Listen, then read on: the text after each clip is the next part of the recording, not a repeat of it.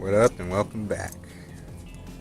Here we go again. So, as you guys can see, we're getting closer and closer to taking these, or at least one of the heads out.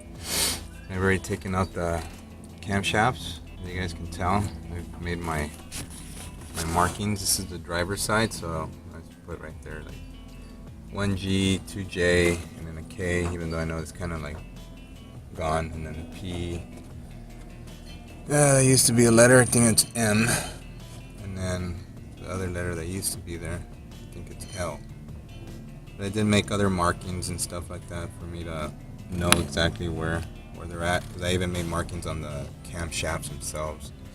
So the way this one comes out is you take this bolt.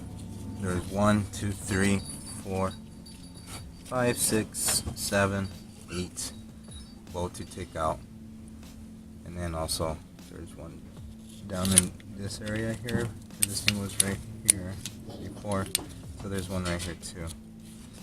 And then after that, I end up using a 10mm hex bit to take these head bolts out, and I end up using my cheater bar. As you guys can tell, I use this cheater bar, 1/2-inch cheater bar. And then after I broke them loose, I end up using my impact drill, and then I just end up attaching this swivel piece on here so I can take them all out quicker. And then I end up putting a pry bar right here, right in this opening, and then I'm just going up like that.